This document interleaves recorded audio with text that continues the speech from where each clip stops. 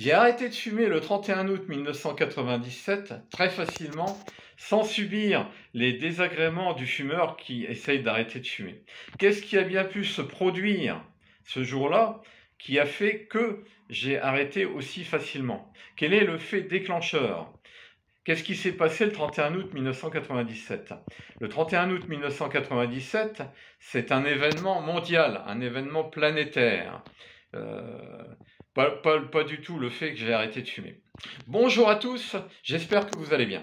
L'événement dont je vous parle, c'est bien entendu l'accident du pont de l'Alma qui a coûté la vie à Lady Diana, son compagnon de l'époque Dodi Al-Fayed, et Paul-Henri, le chauffeur de la Mercedes.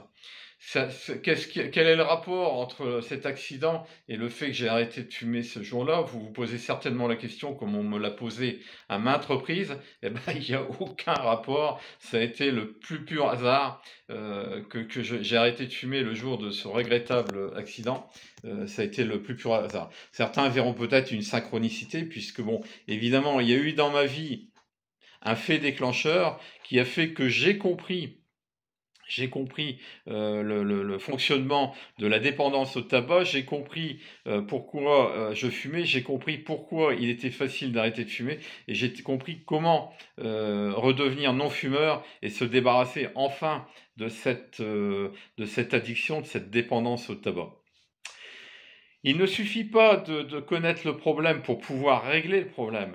En même temps, il est totalement indispensable de connaître le problème pour pouvoir le régler, le problème. Et ce jour-là, j'ai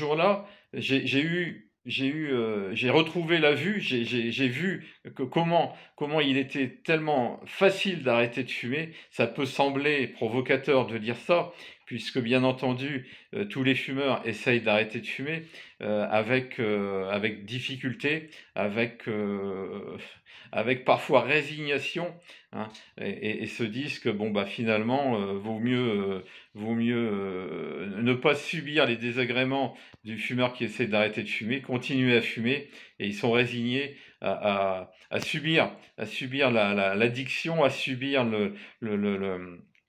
les effets sur la santé, à dépenser de l'argent pour rien. Et ils se disent, pour pas passer pour des totalement idiots, ils finissent par se mentir eux-mêmes d'ailleurs en disant qu'ils éprouvent un certain plaisir à fumer. Ils éprouvent une sensation de soulagement, de calme. En fait, le seul soulagement qu'on a en fumant, c'est de compenser les effets du manque du tabac, hein, les effets de manque de nicotine. Voilà. Donc, moi, ce jour-là, j'ai découvert en fait la porte de sortie du labyrinthe dans lequel j'étais rentré à l'âge de 15 ans, en fumant ma première cigarette avec des copains et des copines, hein. Donc, on a passé un été à jouer au grand, à essayer de trouver une forme de liberté, c'est-à-dire à braver les interdits qu'on nous imposait à l'époque. On était adolescents, on avait envie de choses qu'on nous interdisait, mais malheureusement, lorsqu'on commence à fumer, on met le doigt dans une spirale qui nous entraîne pour plusieurs années dans une dépendance euh, pour laquelle, pour la plupart du temps, il est très difficile de sortir. J'ai eu la chance de comprendre le système et que je vais vous communiquer, bien entendu. J'ai eu la chance de réaliser le subterfuge, la tromperie du tabac. J'ai eu la chance de trouver la porte de sortie du labyrinthe. Je vais vous raconter tout ça. Je donne à ces vidéos un format très court, hein, qui permet de les suivre facilement et de les assimiler très facilement. Je vous dis à bientôt, à très vite, portez-vous bien.